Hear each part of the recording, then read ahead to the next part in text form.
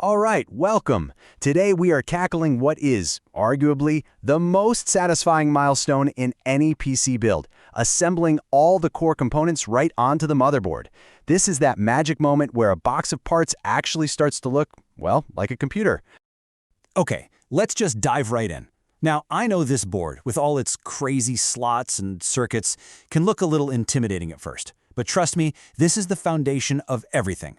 We're going to break it all down step by step and get you from a bare board to a fully loaded core with, and I mean this, total confidence.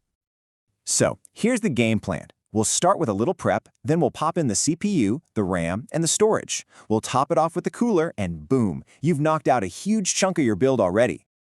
Okay, first things first, prep. Seriously, spending just a couple of minutes on this now is going to make the rest of the process so much smoother.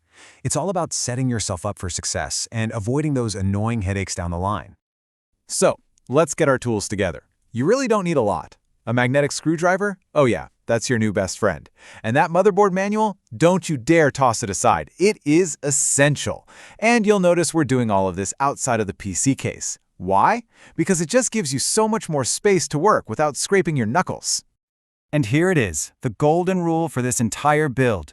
Be gentle. If something feels like it needs to be forced, stop. Something's wrong.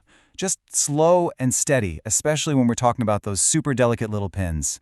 All right, deep breath. Here we go. I know this is the step that makes a lot of people nervous, but honestly, it's super straightforward, as long as you're careful.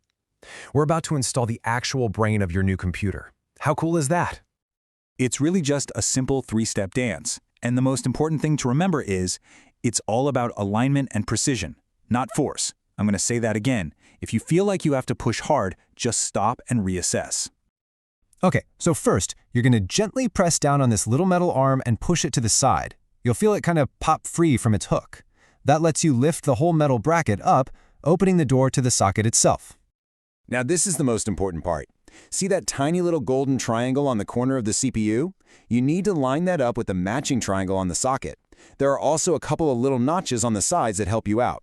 It can literally only go in one way. Once you got it lined up, just let gravity do the work. It'll settle right in.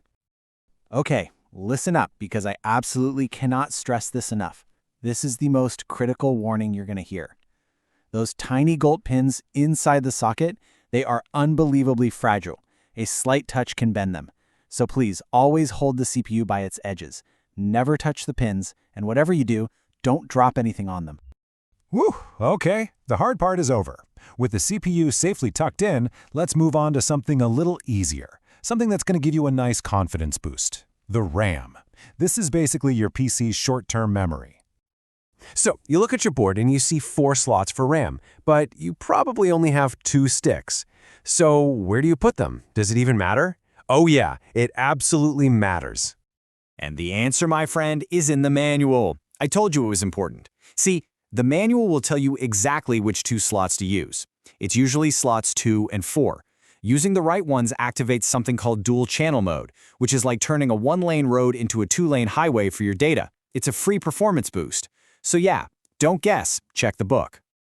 Oh, you're gonna love this part. It's so satisfying. So first, you open up the little plastic clips on the ends of the correct slots. Then you'll see a little notch on the bottom of the RAM stick. Just line that up with the bump in the slot. It only fits one way. Then use both thumbs and press down firmly and evenly. You're waiting for that solid, satisfying click as the clips snap shut and lock it in.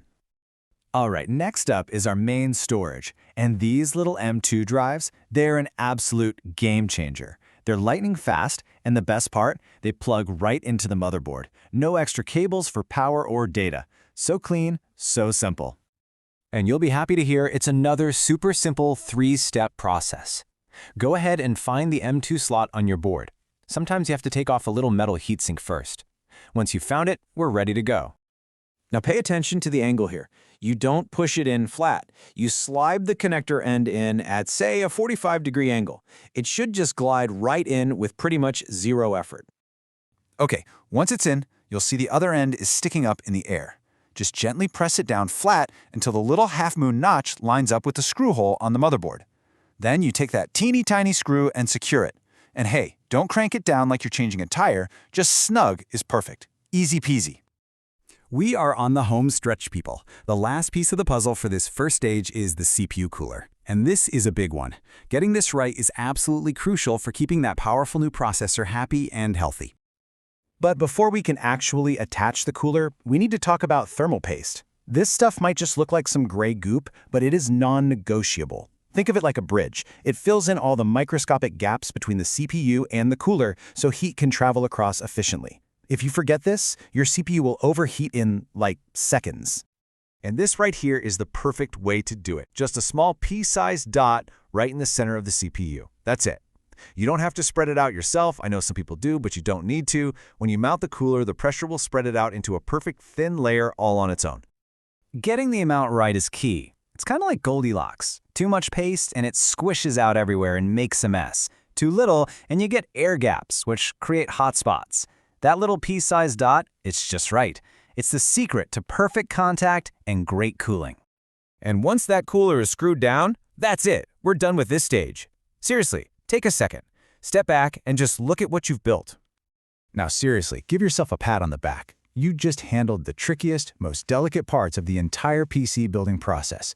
The brain, the memory, the super fast storage, it's all here. This is the heart and soul of your new rig, and it's ready for the next step, moving into the case. You have just cleared a major hurdle. Honestly, the hardest part is behind you now. You've got all this great momentum going, so the only question left is, what's next? What's the very first thing we do once we get this beautiful assembly inside the case? Let's keep this build train rolling.